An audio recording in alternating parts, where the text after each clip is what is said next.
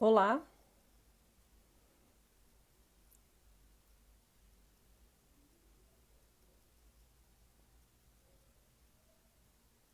boa noite. Doutora Daniela, tá por aí? Olá, boa noite. Bom, eu não consigo ver se a doutora Daniela Silva já entrou.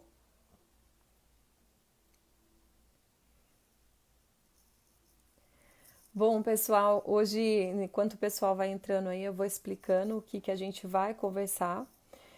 A doutora Daniela Silva, calma aí que eu vou aceitar ela.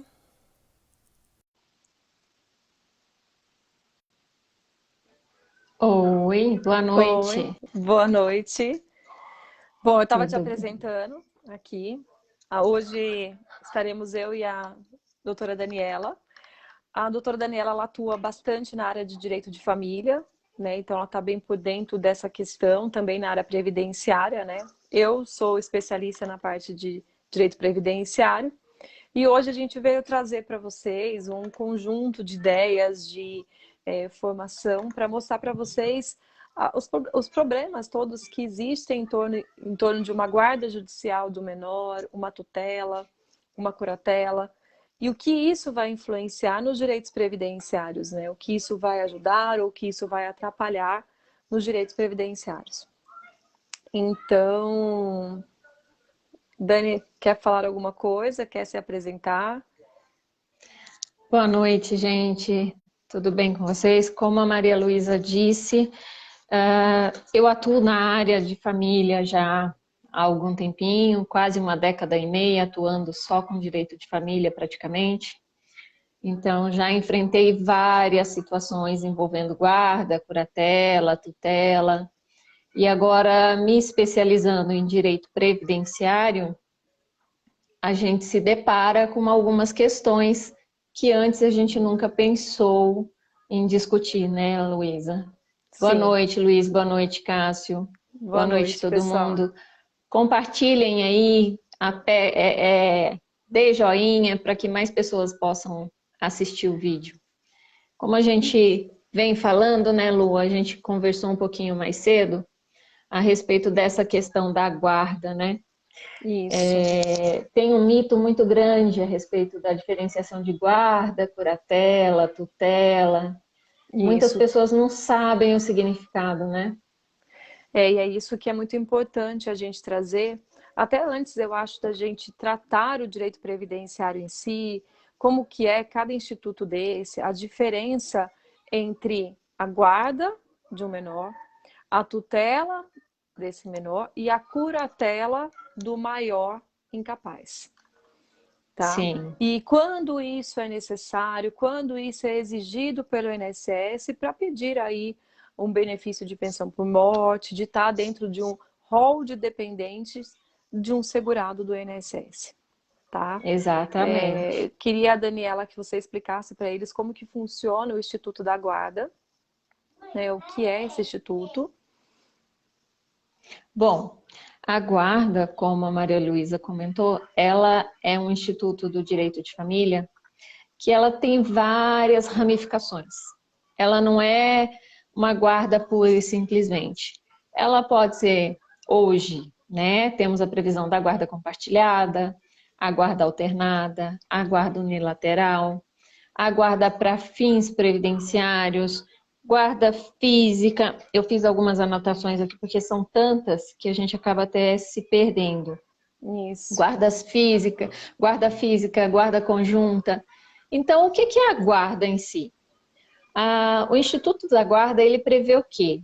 Ele prevê que um dos genitores, em caso de rompimento do vínculo do casal, fique responsável por aquela criança ou que ambos os genitores fiquem responsáveis.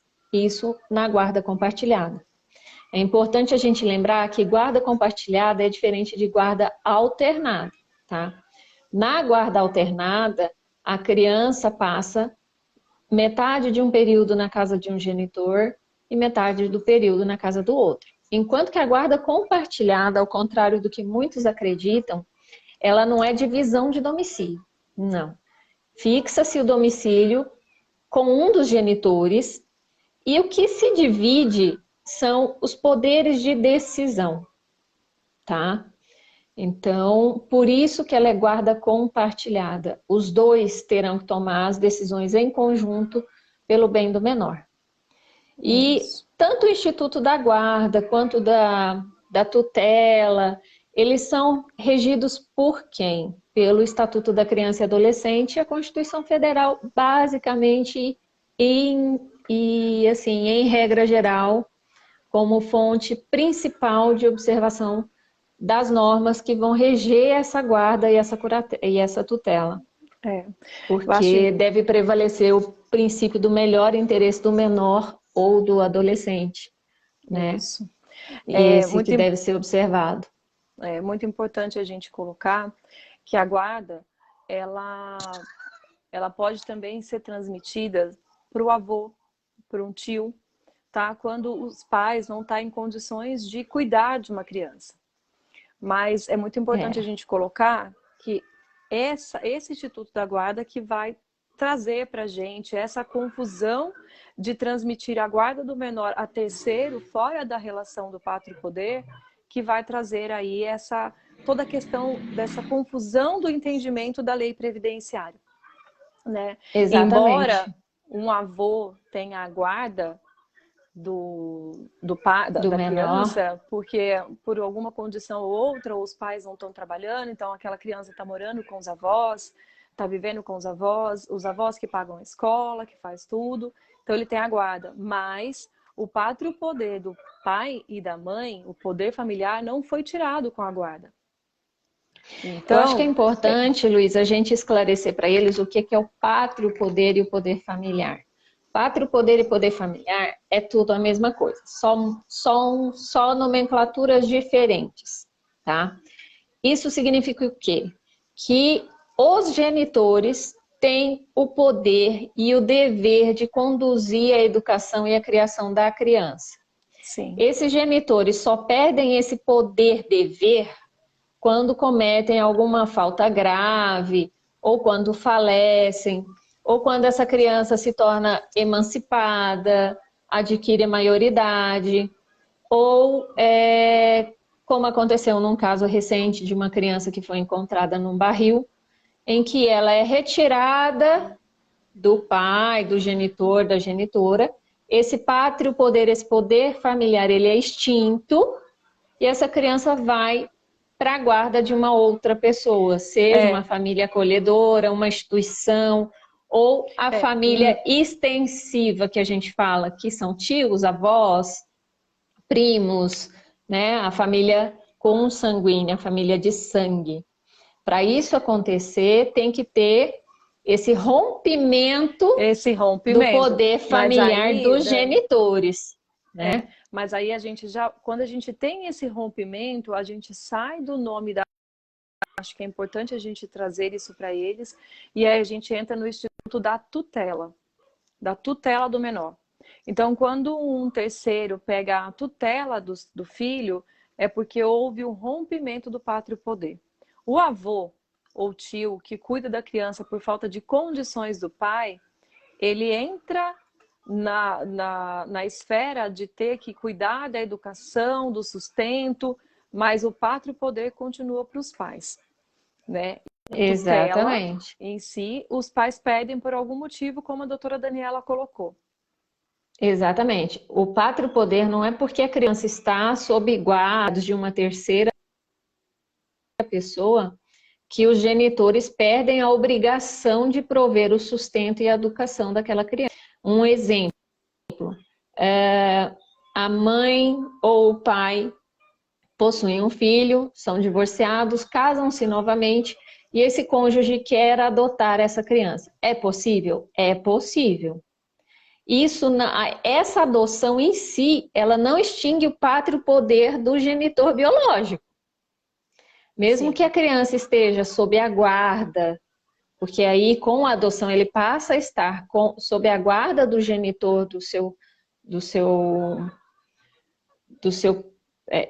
parente biológico, o pátrio poder permanece, o dever de sustento permanece.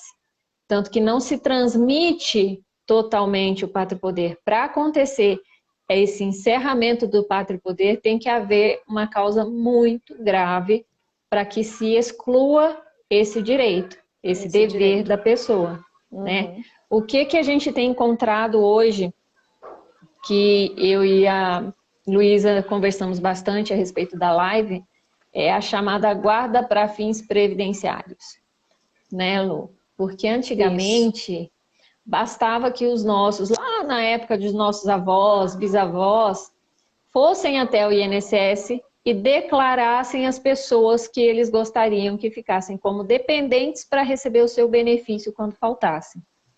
Hoje ainda é possível fazer essa declaração de dependentes, mas em contrapartida, essa dependência ela não é presumida como naquele tempo. Hoje você tem que estar no rol de dependentes lá da lei, quer dizer, tem que estar lá entre as pessoas que a lei qualifica como dependente daquele segurado e tem que comprovar que preenche os requisitos. Isso. Né? O que tem acontecido muito? Os pais estão transferindo a guarda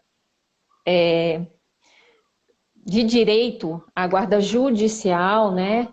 A guarda oficial para os avós, com o objetivo de receber um benefício previdenciário, mas permanecem exercendo o que a gente chama de guarda de fato, que é eles continuam ali gerindo a criança, tomando as decisões, educando, sustentando, e isso pode ser considerado como fraude. E por causa de tudo descoberto. Isso, e por causa de tudo isso que veio acontecendo, muita gente declarando netos como dependentes, né, que viviam na casa, usavam muito-se a declaração de imposto de renda para usar como prova de dependência econômica e tudo mais. Houve aí uma alteração na legislação. Essa alteração aconteceu já há um tempo, porque antes de 1996, 97, o menor sob a guarda, ele estava no rol de dependência. Depois, com a medida provisória que foi validada em 1997, ele saiu do rol de dependentes. E aí existe uma discussão muito grande na lei, e hoje é pacificado pelo STJ, que sim, o menor sobre a guarda judicial, que se comprova a dependência econômica, faz jus aos benefícios previdenciários. O que quer dizer isso? Tem direito aos benefícios previdenciários, uma pensão por morte. O neto que morava com o avô, e esse avô veio a falecer e ele tinha guarda, então o neto vai ter o direito, desde que comprovado a dependência econômica. Então, para que esse direito se efetive, né, Luísa, não basta comprovar só a guarda judicial, tem que comprovar a dependência econômica, que é um dos requisitos principais para a concessão desse benefício. Isso. Né? Até mesmo a tutela. Se a pessoa é tutelada pelo avô, pela avó, pelo tio, quem quer que seja que venha a falecer ou que venha a deixar algum benefício, até mesmo auxílio reclusão, que a gente pode englobar nesse rol, né, de benefícios que os dependentes têm direito, elas têm que comprovar essa dependência. Não basta ter a guarda, não basta ser tutor daquela criança, daquele adolescente. Antes, a guarda e a tutela era presunção de dependência. O que é dependência? É a pessoa não ter condições de se manter, de pagar a sua sobrevivência, arcar com sua alimentação e tudo mais, e estar sob os cuidados de uma outra pessoa, que é o avô, o tio, o primo, o irmão, quem quer que seja. Né? Então... E aí, o que a gente encontra de diferença da tutela e da guarda? Por que a gente achou interessante trazer para vocês essa discussão a princípio? A tutela, ela está no rol de dependências dos direitos previdenciários. Então, se a gente for lá no parágrafo 2º do artigo 16 da Lei de Benefícios, está constando o menor tutelado como dependente. Então, você não precisa comprovar ou brigar por esse benefício. Você vai precisar comprovar a dependência econômica, tá? O que a gente acha até um pouco ilógico, porque você pega o menor tutelado e comprovar a dependência econômica, Se por ele si já está só, sob tutela, ele por si só já é já dependente. comprova. Né? Então, assim, Exatamente. o óbice para você conseguir um benefício para o menor tutelado, ele é um pouco menor do que para quem tem a guarda. Porque muitos juízes vêm defendendo o fato de... Tá, tudo bem, você tem a guarda, o avô tem a guarda da criança, mas se a gente fizer um estudo econômico, socioeconômico na família, os pais têm condições de criar aquela criança. Então, não tem como se comprovar a dependência econômica. É a Embora... questão do pátrio poder, né? Se fizer Então, o estudo socioeconômico, né, assistencial, e verificar que o pátrio poder de fato não foi rompido, ele foi rompido apenas de direito, ficticiamente, para garantir que a criança tenha acesso a esse benefício, essa guarda pode ser até anulada. E sim, essas pessoas podem responder também por crime, sim. tipificado no Código Penal, né? Então é uma coisa que as pessoas precisam observar com bastante cuidado. Não basta transmitir para uma outra pessoa a É, guarda da criança ou adolescente. É preciso que realmente essa guarda seja exercida, e até porque né? o fato de si só, de ter entendimentos pacificados pelo STJ, que essa guarda do menor, se comprovada a dependência econômica, tem direito aos benefícios previdenciários, a gente tem que tomar cuidado com os laudos que vêm. O laudo social, o estudo feito naquela família. Então, transmitir a guarda, como a doutora Daniela colocou, sem pensar no contexto familiar, pode sim configurar uma guarda somente para fins previdenciários, e isso pode vir a trazer alguns problemas familiares, né? Alguns problemas com a justiça, e pode vir a cancelar benefícios e tudo mais. Então a gente tem que ficar atento a isso, né? Porém, por outro lado, a gente também tem que brigar, buscar os direitos perante o INSS, porque o INSS ele usa de instruções normativas e esquece da lei, né, da Constituição, porque ele diferencia na hora do requerimento administrativo o menor tutelado do menor com Do guarda. menor sob guarda. Né? Então, assim, muitas vezes você tem o benefício negado administrativamente, mesmo levando essa guarda judicial, mesmo comprovando administrativamente. E aí é o momento de buscar esses benefícios na justiça. É o momento Não é o de... fato de haver entendimentos contrários que a pessoa tem que desistir do seu direito. Eu Sim. posso citar aqui um exemplo, dois exemplos, na verdade, de clientes que me ocorreram há pouco tempo. Tinha uma avó que cuidava de fato da neta, né? Mesmo morando. A neta era órfã de mãe e morava ela, o pai e a avó. No caso, era a avó paterna. A avó era o arrimo da casa, ela quem sustentava a casa, o filho contribuía. Mas quem cuidava de fato da criança, da neta, no sustento, em grande parte das necessidades da criança, era a avó. Mas o que acontece? Essa avó veio a falecer e me questionaram, ela tem direito ao benefício da avó? Eu entendo que não, porque, como você disse, o pai tem meios de suprir a subsistência da menina. Além do que, a mãe da menina, ao falecer, deixou a pensão por morte. Então, a menina já tem a pensão por morte da mãe e o pai vivo, que tem a guarda dela, por ser o seu genitor, né? Sim. E tem condições de prover o seu sustento. Ah, mas não me questionar, não tem um meio de fazer com que ela receba, comprovando que a avó quem sustentava? Pode ser que sim? Pode, mas eu entendo que seria uma violação legal, por quê? A avó contribuía com o sustento, mas ela não era responsável 100% pelo sustento, criação e pelo gerenciamento da vida daquela criança. É. Embora a Diferente de gente... um outro caso que eu recebi também, inclusive dentro da minha família, onde são menores, moram com Pausou. a... Oi? Oi? Voltou? Oi, voltou. Agora voltou. Então, voltando um pouquinho. Eu tenho na minha família um caso onde duas meninas residem com o avô paterno e com a mãe, né? A mãe trabalha, mas assim, não é suficiente também para prover o sustento. Quem provém o sustento da casa é o avô paterno. Aí me questionam, as meninas teriam, porventura, ao falecimento do avô, direito à pensão por morte? Talvez sim, porque esse avô ele faz o papel de pai.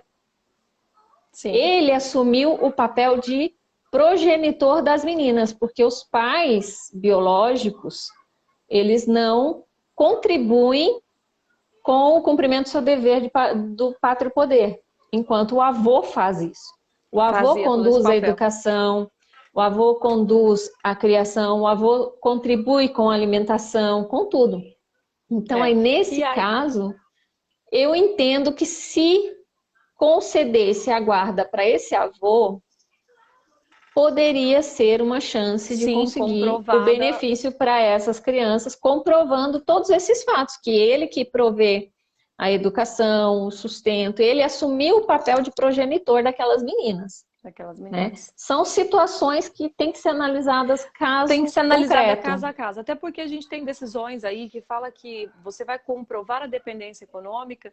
Não precisa ser uma dependência econômica exclusiva, né? Então, assim, não precisa depender exclusivamente daquela pessoa. Mas eu tenho que comprovar toda a questão dos gastos fundamentais daquela criança, está sendo suprida aqueles gastos fundamentais. Porque não adianta ter uma outra pessoa dentro da casa ganhando um salário mínimo e não consegue fazer os gastos de uma criança no qual é garantido constitucionalmente. Qual seja, educação, lazer, uma boa alimentação, né, vestimentos adequados, saúde, né? Moradia. Então a gente tem que olhar por um contexto bem amplo. E aí trazer para o direito previdenciário e para os direitos, eu acho que a gente tem que amparar muito na Constituição na hora de avaliar, fazer uma avaliação, né, do contexto familiar, igual você colocou esse segundo caso, eu entendo também que caberia, né, que caberia aí um contexto bem diferente do que o primeiro. A pessoa já tem uma renda dela, já recebe uma pensão. A criança ainda... já recebe a pensão da própria mãe que faleceu. Sim. Tem o genitor que é vivo, que trabalha, que tem condições de prover o sustento. A avó só fazia uma complementação. Até porque, assim, eles residiam com a avó por conveniência, porque para contribuir nos cuidados com a menor, justamente porque o pai trabalha fora e não tinha com quem deixar a menor. Para facilitar a rotina, foram residir com a avó. Diferente desse outro caso, onde o avô assumiu, né, o papel de progenitor. Ele assumiu o pátrio poder de fato das crianças, não o pátrio poder legal, o pátrio poder jurídico, digamos assim, né? Ele não tem a coisa oficializada por um juiz de que ele é o responsável por aquelas crianças. Mas se você fizer, como você disse, o estudo social e econômico da família, é possível identificar que ele tem essa responsabilidade. São situações, né? Sim, são situações que a gente precisa ficar muito atento e orientar muito bem o cliente para que ele não cometa nenhuma fraude. Porque o que a gente tem visto muito hoje, né, Luísa, são pessoas na corrida louca, desesperada, para conseguir receber um benefício que, diante dos olhos da lei, não teria direito. Então, criam-se institutos, como criaram esse Instituto da Guarda para Fins Previdenciários, né? E aí a gente fica à mercê de decisões judiciais para criar jurisprudência, porque nós não temos uma previsão legal ampla, o que é também impossível, né? Prever cada situação que a gente vai vivenciar no dia a dia, diante dessa mudança que a gente tem vivido no cenário social, econômico do nosso país, né? Uhum. É. E agora a gente pode entrar também, eu acho que ficou esclarecido esse tema, né? Não sei se tem alguma pergunta, alguma coisa. Não, não tem. Não Alguém tem tem. alguma pergunta? Se tiver, pode comentar aqui que a gente responde, tá? Entenderam certinho a diferença de guarda e tutela? Porque isso é muito importante até para a gente saber abordar o INSS no momento de levar os documentos, explicar a situação. Então, são institutos diferentes. Agora, então, Dani, eu acho que é importante a gente levar para eles o Instituto da Curatela, né? Que, no caso, é do filho maior, né? Do filho maior inválido. Então, você quer levar para eles, quer tratar, mostrar o que é esse tema? Então, assim, na verdade, a Curatela, ela é um instituto onde não se questiona a questão do pátrio poder, não se questiona a idade, a menoridade da pessoa. A curatela, ela é voltada para quê? Para aquelas pessoas que são maiores e incapazes. Não necessariamente só para filhos. Isso pode abranger também irmãos, tios, sobrinhos, os próprios pais, avós. Eu posso ter a minha avó incapacitada e eu ser a curadora dela, eu ser a responsável legal por ela e ela se tornar minha dependente.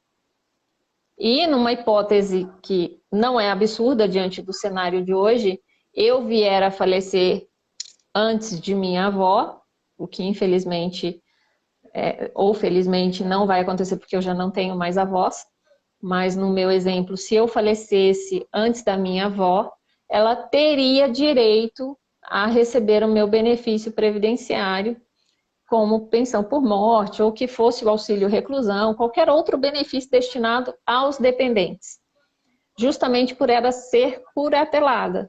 E na curatela, a dependência econômica, ela é presumida, e eu não preciso comprovar.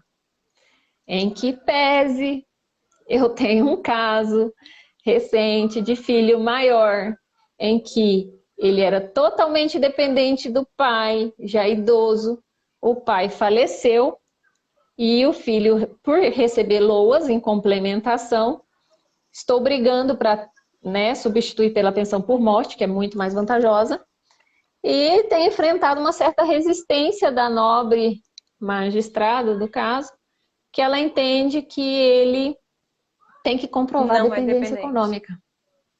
Não, ele tem que comprovar a dependência econômica. E ele é filho? Ele é filho maior incapaz. A incapacidade é anterior ao falecimento do pai. Ele já residia com o pai provia o sustento. O pai faleceu. E porque ele recebia, o meu cliente recebe LOAS, a juíza entende que ele não era dependente econômico do pai. Eu acho que assim, por um lado, o raciocínio estaria correto se as despesas do cliente exigisse a comprovação da dependência econômica. Sim. Que não tem essa previsão. Porque basta ele ser maior inválido, ele é dependente, pronto, acabou. Não Sim. tem que criar brecha, ele é dependente. Mas o que acontece? Se, porventura, esse benefício assistencial que ele recebe fosse suficiente para prover o sustento dele, eu até concordaria com a opinião da juíza, de não fazer a troca do benefício. Mas a pensão por morte é 3 vezes mais que o LOAS. E as despesas desse cliente superam em 5 vezes quase o valor do LOAS. Porque além da idade já avançada. Então não tem como. Não tem nem como discutir isso aí. Eu acredito que quando bater no tribunal vai ter uma reforma dessa decisão, com certeza. Não, o que é engraçado é que assim, o INSS reconheceu a incapacidade, mas fez lá um erro, porque o INSS trocou o segurado instituidor colocou a genitora do meu cliente, que era falecida e nunca contribuiu para o INSS, no lugar do genitor falecido. Erros que o INSS comete. Entrei com a ação, o INSS reconheceu a incapacidade, reconheceu que se fosse o segurado fulano de tal, ele teria direito. Mas como o INSS trocou e colocou a mãe, que já era falecida muito antes e nunca foi segurada, ele não deu o benefício porque ela não era segurada do INSS, ela não tinha qualidade. Entrei com a ação discutindo isso. A excelência quer que eu comprove a dependência econômica. Então, totalmente assim, incabível, né? Se a gente pega a letra da lei e você compara ela, tá no inciso primeiro. O inciso primeiro não exige é presunção, gente. É presunção. Assim, e pronto. Você não precisa discutir. No caso do ascendente, sim. Se eu estivesse discutindo... Se fosse a minha mãe, o meu avô, a minha mãe, aí sim. Eu sou curadora da minha mãe e eu vim a falecer e ela vem pedir a minha pensão, aí sim é discutível, porque ela vai ter que comprovar a dependência econômica comigo. Mas a gente está tratando de filho. O filho está lá no inciso 1º do artigo 16 e pronto. Entendeu? Não tem discussão para isso. Embora a gente sabe, como nós atuamos na área, que nem sempre tudo são flores, né? Aliás, existem na maioria das vezes... Erros absurdos, interpretações errôneas da lei, aplicação de lei divergente do que seria, né? De tempos errados, aplicação de lei de tempos errados. Então, assim, a gente tem que lutar, né? Como fala, a gente que lute, né? A gente que lute, exatamente. Eu acho importante as pessoas entenderem que não vai dar para a gente discutir aqui qual é o rol, quais são os dependentes que têm a presunção de dependência econômica em relação ao seu segurado instituidor. Mas normalmente são os descendentes, esposo, esposa, convivente. Convivente, para ficar mais claro para as pessoas, é aquela pessoa que vive em união estável. Mas, em contrapartida, tem a dificuldade de comprovar a união estável. Para fins previdenciários. Inclusive, você fez uma live, né, Dani, falando sobre a união estável, não foi? Não, sobre a união estável, não. Não? A gente precisa fazer... Eu fiz sobre a questão da violência doméstica. Ah, tá. Com a Ana Luísa, né, Ana? A Ana está assistindo a gente. A gente fez semana passada sobre a violência doméstica e a violência nos processos de divórcio. E os impactos no INSS. No INSS. Mas assim, se a gente for abranger essa questão do instituto dos companheiros, dos cônjuges, do marido e mulher, do convivente, temos uma gama de situações que a gente pode também abranger com relação a essa questão da dependência econômica. Até a dificuldade de comprovação disso. De comprovação perante o INSS, né? Porque o INSS, ele traz lá um rol, salvo engano, de uns 15 a 16 tipos de documentos, né? Mais ou menos. Que a gente tem que apresentar 3 tipos diferentes de documentos, né? Não, com a alteração do decreto passou para 2 no mínimo, né? 2 no mínimo. 2. Mas ele não se satisfaz, ele quer mais. Ele assim, acaba exigindo mais. De acordo com o entendimento jurisprudencial, podem ser 2 do mesmo documento. Não precisam ser documentos diferentes. E o INSS não. Exige que sejam documentos diferentes. Então, assim, a gente precisa ficar bem atento com essa questão da tutela e da curatela. Por quê? Na tutela, eu tenho que comprovar a dependência econômica. Na curatela, eu já não preciso comprovar porque ela é presumida de acordo com a lei. Sim. Se ele é curador de um filho maior inválido, esse filho é dependente, pronto, e acabou. Não adianta o INSS falar assim para mim, não, me prova aqui que ele dependia de você. Não, é meu filho. Pela lei, pela Constituição Federal, quem são os responsáveis pela guarda, educação, criação e tudo mais da criança? Os pais, em primeiro lugar, né? Isso enquanto menores.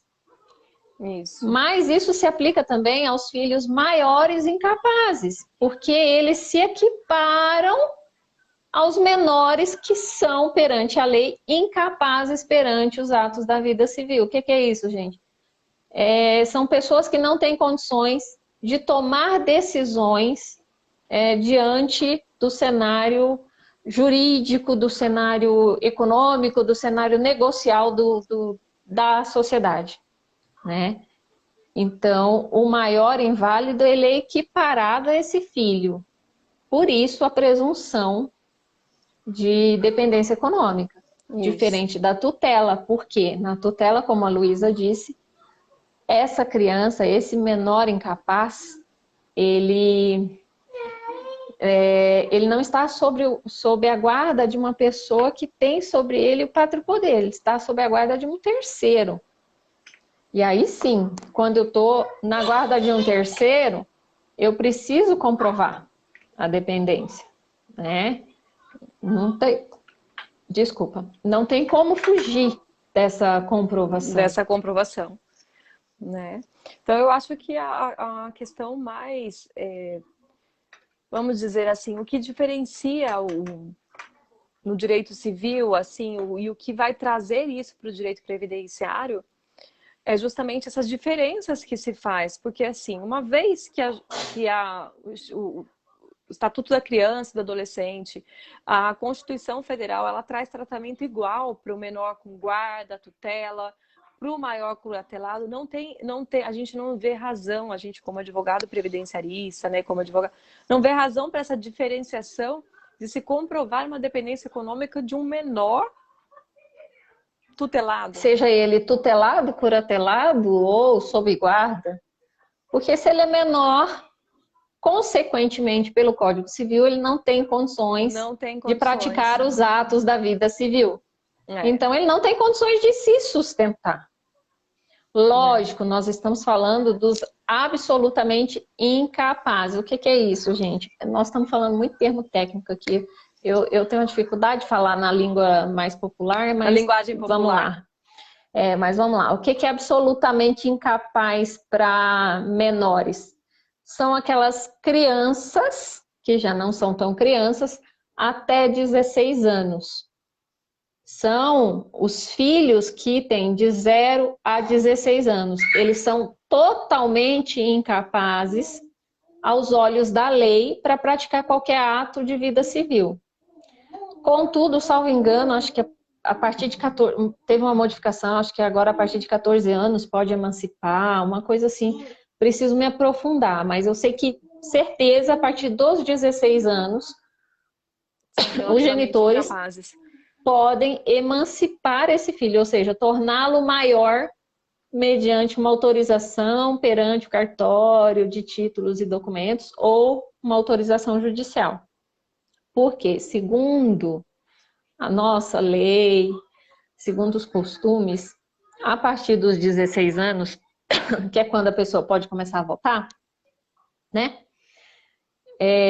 A pessoa já tem consciência dos atos da vida civil, já tem consciência, já consegue discernir o que pode ou não pode praticar, como deve ou não agir perante a sociedade. Ô Lu, eu não estou conseguindo acompanhar o tempo aqui, tá? Se qualquer coisa daqui a pouco já vai se esgotar, viu? Senão a gente não consegue gravar, né? Isso. Mas é basicamente isso. Entre 16 e 18, acho que o INSS manteve 21, né? Isso. Então, 21. Perante, como a gente está falando de INSS, entre 16 e 21 anos, eles são relativamente incapazes. Então, eles são assistidos pelos seus genitores. Eles podem tomar decisões, mas com a revisão, a assistência dos seus pais ou tutores, quem quer que seja, né? É isso que é importante a pessoa observar. Se essa criança, esse dependente, ele tem a dependência presumida, que é na guarda e na curatela, ou se ele tem que comprovar a dependência, que é no caso da tutela, que é quando ele está debaixo da asa de um terceiro estranho à sua família. Né? Dos laços mais próximos ali, acho que até terceiro grau, salvo engano, né? É. Mas é basicamente esse, né? Todo o questionamento que a gente quis trazer para vocês, essa diferença. Essa questão é uma questão assim que, embora pareça ser uma questão rasa, né? Uma questão que é fácil de entender. Ah, eu sei o que é uma tutela, uma curatela, uma diferença. No direito em si, na hora de discutir, envolve muito o direito dos deficientes, envolve muito porque a gente vai entrar na questão da deficiência intelectual, da deficiência mental grave, se é uma deficiência relativa, se a pessoa tem uma deficiência no qual... Porque assim, e aí, dando só um spoiler, a questão do autismo mesmo.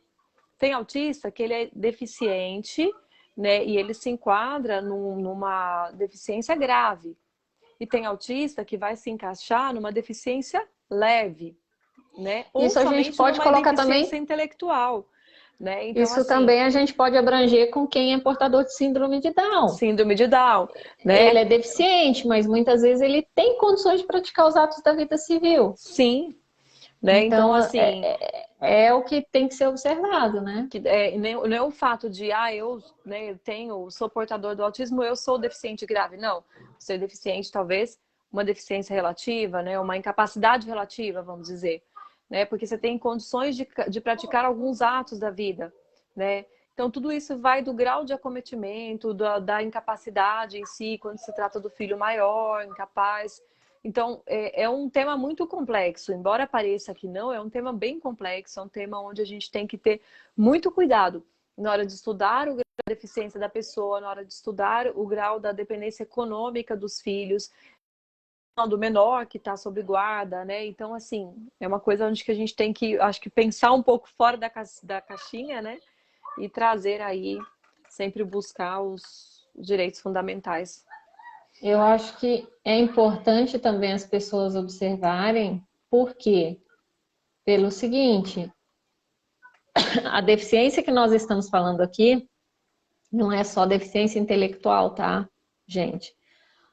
Muitas vezes a pessoa, ela não é deficiente intelectualmente, mas ela tem uma deficiência física que não permite com que ela trabalhe. Ela tem discernimento, ela sabe tomar decisões, ela consegue, é lúcida, mas, por exemplo, sofreu um AVC, ficou com um lado do corpo paralisado. Ele é deficiente, então ele não tem condições de prover o próprio sustento porque não consegue trabalhar, né? Então a deficiência, ela é um campo muito abrangente e precisa voltar o olhar para esse campo de acordo com a necessidade de cada um do segurado, do dependente, para ver a extensão dessa deficiência, o quanto ela impede que essa pessoa trabalhe. Dani, Né? eu acho que está dando tempo, né? Senão a gente não consegue. Não Apesar consegue que nós gravar. começamos, era umas 7h40, né? Era? A gente tem até umas 8h30, 8h35. Mas assim, basicamente, né, Lu, para a gente encerrar aqui para o pessoal, depois, se quiserem, deixam os comentários, a gente marca uma próxima live para discutir Sim. outros temas. Por exemplo, da união estável, que é um tema muito interessante. Assim, deixar nítido que a Previdência Social, ela visa o quê? Ela visa garantir os direitos sociais do cidadão. Quais são os direitos sociais? Vida, saúde, educação, por isso que ela existe. Muitas vezes ela não é respeitada, ela não é seguida como deve ser seguida, porque ela é pautada na Constituição Federal. É uma coisa que eu defendo muito. Os princípios constitucionais. Eu defendo muito no seguinte, não adianta você olhar o Código Civil isolado, o Código Penal, ou a lei de benefícios, a lei de custeio, qualquer tipo de lei, o Código do Consumidor, todos devem ser atrelados à Constituição Federal. E eles têm um pezinho na Constituição Federal. E o INSS, ele não tem um pezinho, ele tem um corpo inteiro lá. Isso. Porque o objetivo dele é justamente fazer com que o Estado cumpra o dever dele de garantir o bem-estar do seu cidadão. Isso. Né? E aqui, um desses direitos que a gente está discutindo é dos menores e dos inválidos. São pessoas que estão em estado de vulnerabilidade, né? Vulnerabilidade. Que precisa dessa assistência estatutária, que precisa dessa condição de vida melhor para ter dignidade, para conseguir garantir a sobrevivência e tudo mais. E, infelizmente, encontra óbitos. Então, a gente encontra muito, né, dentro do escritório, menores sobre guardas que estavam sobre a guarda do avô, né? Um exemplo, o pai e a mãe estão presos, não querem nem saber, nunca tiveram nem conhecimento dessa criança.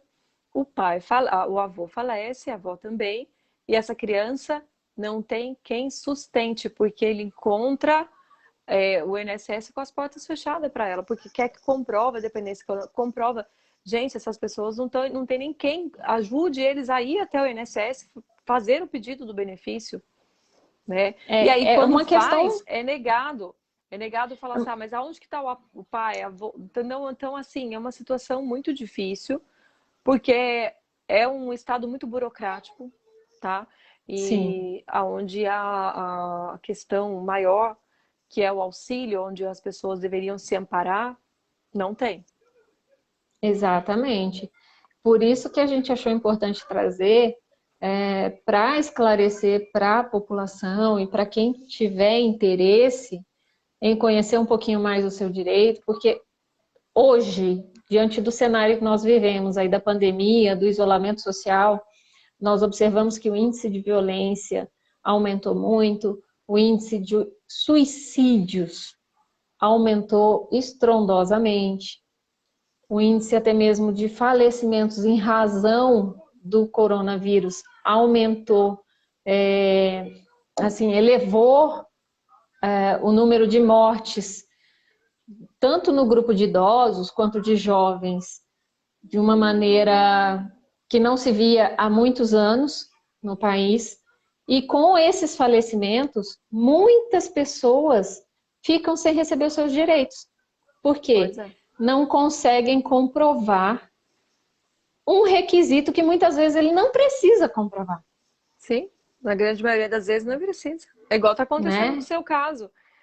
Ter que comprovar a dependência econômica de um filho maior incapaz. Ele teve um aneurisma, ficou com o lado esquerdo totalmente paralisado, não consegue se movimentar sozinho, sem o auxílio de uma terceira pessoa, e eu tenho que comprovar a dependência econômica. Ele morava na casa do pai, viveu lá, até o pai faleceu, desde que ele foi para lá, mais de 10 anos, sob os cuidados do pai. Então, assim, são impedimentos que se colocam justamente com aquela pecha de que a Previdência é deficitária. Gente, a Previdência não é deficitária. Desculpa, eu penso assim, sempre pensei, porque a gente paga muito e paga bem, e a retribuição não é tão boa quanto deveria. A gente pode ver isso aí nas revisionais de aposentadoria, revisionais de benefícios, que muitas pessoas deixaram de ganhar muito dinheiro porque o INSS fez o cálculo errado, não aplicou a regra correta, e assim vai, né?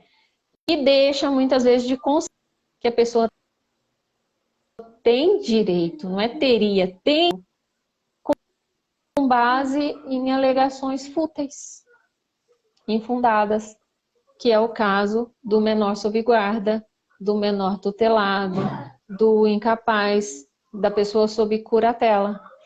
Eu acho que é importante, se você tem alguma dúvida, procura orientação de uma pessoa especialista.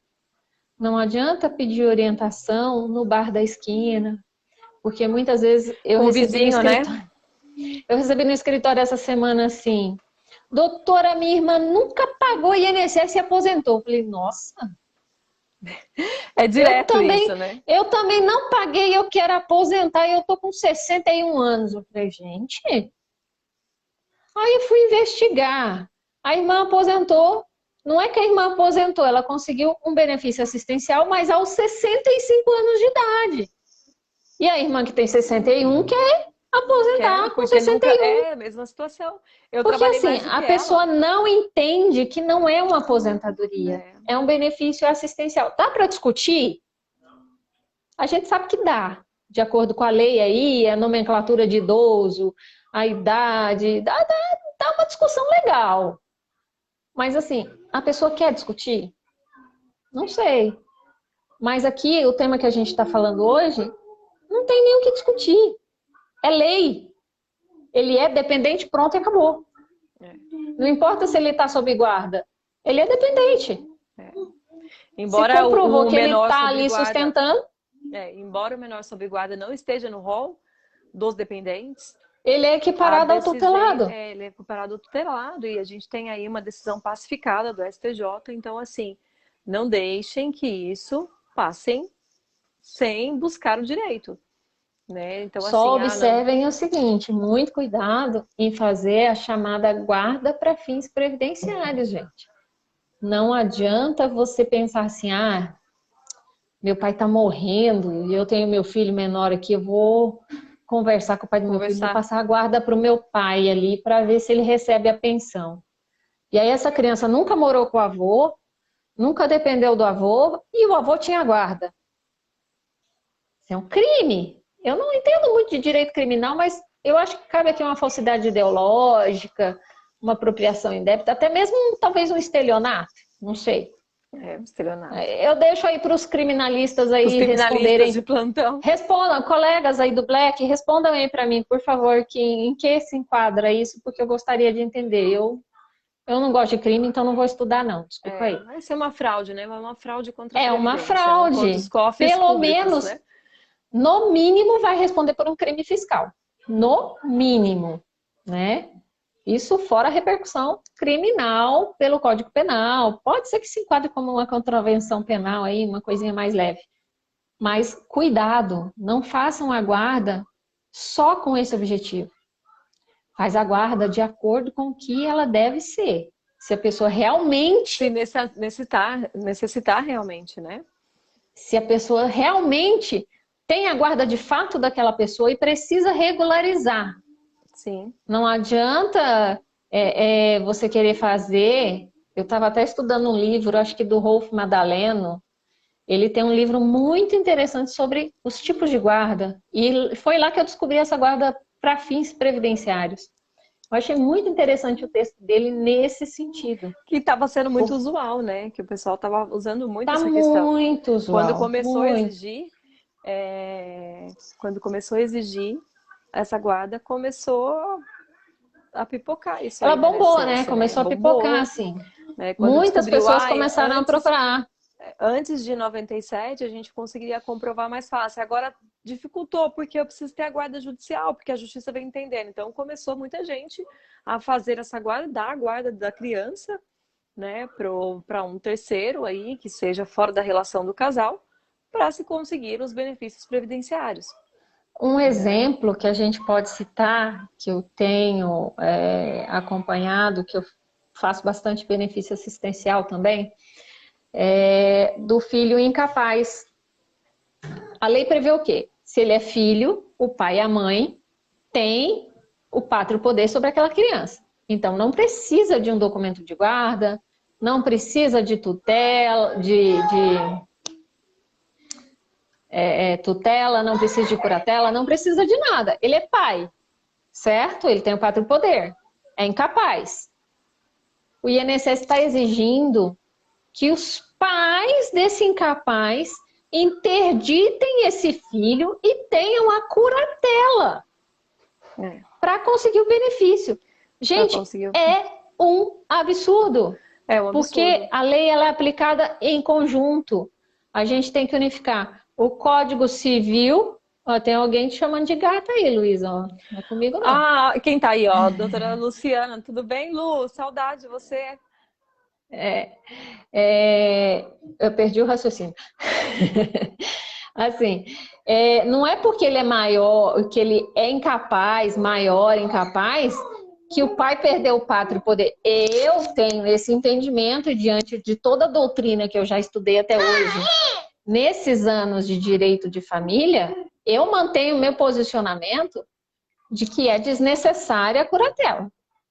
Mas é um óbito que o INSS tem colocado para os sim, pais. né? Eu mesmo Se já não peguei tem a vários curatela, benefícios, né? se não Exige tem a aí a curatela, não comprovação. concede o benefício assistencial, não concede, muito desumano, Luciana, concordo. Não concede a pensão por morte, não concede o auxílio reclusão, não concede o auxílio doença parental, né? Eu não sei, eu acho que assim, é aquilo que nossos mentores falam, né? O mundo previdenciário agora é realmente para quem se especializa, porque são São pequenos muitas detalhes que você brechas, consegue pequenos quebrar muita detalhes. coisa, São pequenos detalhes, né? né? Então, assim, acho que eu me estendi demais, né? Eu não deixo você falar, nossa, eu tenho um Imagina, a problema gente de começar a conversou falar. bastante, acho que esclareceu bastante o pessoal aí, né? Então, gente, assim, era o que a gente tinha para falar, né, Lu? Eu Isso. agradeço a Lu pelo. Eu disse que a gente ia ter muitas novidades esse ano e teremos ainda muitas E outras teremos lives muitas novidades, outras lives, com né? a minha colega de mentoria, parceira de negócios e amiga. A Isso. gente acabou se tornando grandes amigas, é uma pessoa que eu admiro muito, uma grande profissional, viu, gente? Quem está aí na região de Atibaia, Bragança, Poços, né, Lu? Poço Fundo, Poço Poço Fundo, Fundo, Minas Minas Gerais, só não vai lá para Gerais, minha São terrinha, por favor, Paulo. deixa minha terrinha para mim, não vai lá para Sua meu terrinha, triângulo, não. a gente tá junto, Dani. Deixa minha terrinha para mim lá no Triângulo Mineiro. Mas assim, a Luísa é uma grande profissional, ela entende muito de direito previdenciário. Ah, Ela obrigada, Lu. agora é professora lá da nossa escola onde a gente faz a pós, faz a mentoria. E eu queria agradecer muito por ela ter topado essa live aqui, Ah, né? obrigada. Eu que agradeço você ter Que a topado gente estar junto. estava ensaiando ela já faz Já um faz um mês. tempo. Encontrar Faz tempo tá um, difícil, né? Mas vamos lá, vamos lá. Esse ano a gente vai mas pôr assim, esses projetos em ordem. a gente vai continuar aqui, vamos voltar com tudo, com lives. Em breve, quem sabe a gente consiga aí trazer um dos nossos mentores para esclarecer mais algumas coisas para vocês, Com né? certeza. A Lu tá lá, eu acho que ela pode mexer o pauzinho lá, trazer uns mentores aí pra gente, Né? né? Gente, Lu, Dani, de muito novo, obrigada, viu? Muito obrigada por tudo. obrigada. Senão a gente não consegue pratas da casa, Lu. Não, nós todos somos ouro da casa, né? Deixamos de ser prata, agora a gente é ouro. Seu... Gente, a gente precisa encerrar, senão a gente não consegue gravar e Não deixar consegue gravar. gravado para vocês, tá? E fica muito extenso. Mas a gente volta numa outra live em breve, trazendo aí os temas para vocês, envolvendo, a gente vai tentar linkar o máximo possível direito civil, criminal, consumidor com o direito previdenciário, porque, enfim, hoje, né, Luísa, É tá tudo tudo, né? Tudo junto, interligado, tudo não tem. interligado. Se a gente não traz esse entendimento do direito civil para o direito previdenciário, a gente não consegue mostrar para vocês a diferença que é um instituto do outro, né? Então, não adianta só E a trazer importância que um tem no a outro, importância que né? um tem no outro. E é nessas brechas que a gente consegue boas defesas, boas teses, né? Eu trazer o que é um instituto, trazer você que entende muito, que está muito por dentro do direito de família, Oh, né? gostei, Então, Lu. Ó, a Lu aqui, ó. A Lu tá se convidando para uma live com a gente. Bora? Lu, Só marcar. só Vamos marcar. marcar já. Pronto. Semana que vem, Lu. Vamos só fechar o tema. Tá Eu, fazendo você e falta lá, hein, Luísa. Lu? Ó, eu e Lulu e as Lulus. Tá tudo Live das certo. Lulus com a Dani. Live das Lulus. Então, é muito importante isso para a gente trazer isso para o pessoal, porque hoje eu tive uma felicidade tremenda que eu estava impugnando um laudo pericial, que o perito viajou na maionese. Desculpa, gente, assim, o A linguajar. linguajar, mas é Não é um verdade. linguajar de advogada, mas assim, essa hora já estou despida da advogada, agora aqui sou a Daniela. Eu estava impugnando um laudo pericial muito louco quando eu resolvi olhar o processo e o juiz tinha me concedido a tutela de urgência, me dando o benefício. Eu falei, nossa, que maravilha, não vou precisar nem gastar muito latim impugnando o laudo, porque já entendi que o juiz já deu a brechinha ali. E raramente acontece isso, né? Porque os juízes eu me assustei, porque eles não dão tutela, né, Lu? Normalmente não, é em sentença. Difícil. É muito difícil. Eu falo que fico, depois de 15 anos advogando na área previdenciária, a gente vai ficando um pouco cética com a questão da tutela, né? Tem que tratar. Eu nem peço mais. É muita eu diferença. Eu peço em casos raríssimos. Quem está mesmo precisando, porque a tutela virou, né, um instituto muito trabalhado dentro do direito previdenciário. E assim, eu me assustei porque antes mesmo de despachar para que eu me manifestasse do laudo, eu já estava me manifestando, porque eu tenho pressa que esse processo se resolva por causa da condição de saúde da minha cliente. Antes mesmo de despachar para que eu me manifestasse, ele concedeu a tutela. Eu fiquei assim, boca aberta, salvou a minha semana, que foi uma semana estressante, e prova que ainda temos excelentes juízes. Isso. Nossa. Apesar de alguns... Graças a Deus temos bons juízes por aí, né? Apesar de alguns servidores que não são tão bons, né? Infelizmente, esse perito desse caso não foi muito bom. Ele só atrasou o laudo em 120 dias úteis. Quase nada. Quase meio ano. Quase nada. A moça não consegue andar, vive à base de morfina, mas tá tudo certo, dá nada não. Mas assim, para vocês entenderem que o direito previdenciário, ele tá ligado a tudo. Ele está ligado à sua vida inteira. Você pode falar assim, eu não vou pagar INSS. Gente, você pode não pagar INSS. Tudo bem. Ninguém aqui, nós não somos hipócritas de falar que a gente vai obrigar a pessoa a pagar INSS. A gente sabe que somos obrigados, mas ninguém vai obrigar. Mas, assim, o INSS muitas vezes salva vidas. Os benefícios muitas vezes salva vidas. Por isso a importância de conhecer todas as áreas. Isso o Carlão fala muito na pós, né, Lu? Sim. De você fazer a ligação entre todas as áreas, todos os institutos, todas as leis, para fazer uma defesa bem feita. Tanto que o Carlos, ele gosta até de levar, né, o perito em si, o engenheiro, o médico. O próprio funcionário do INSS. Para mostrar essa visão diferente. E aqui nessa questão que a gente está abrangendo hoje dos menores, dos incapazes, não é diferente. A gente precisa se socorrer de todas as áreas e o menor detalhe que muitas vezes para alguns passa despercebido, pode ser a chave para aquele benefício. E é aí que você, beneficiário, segurado, precisa observar se está sendo defendido realmente o que você precisa. Se o INSS nega, luta, vai atrás, procura um especialista, pede orientação, não se contentou com a orientação daquele profissional, procure um outro. Né? Mas não deixa de brigar pelo direito. Porque, como a gente disse aqui, a luta colocando muitos aqui, são presumidos. Muito bem lembrado. A Lu está falando aqui, que contra incapazes não corre prescrição. O que é prescrição, gente? É o prazo que você tem para discutir o seu direito, para fazer os seus pedidos, receber lá benefícios e tudo mais. Incapazes, como a gente tem dito aqui, são os filhos, são os menores e os deficientes, as pessoas curateladas, parará, né? Então, eu tô falando, se a gente for abranger tudo aquilo, a gente não vai conseguir parar hoje. Então, vamos deixar a Lu descansar, eu também vou descansar um pouquinho, porque a semana tá puxada, tá intensa, a gente ainda não conseguiu sentar para resolver algumas outras coisas, né, Lu?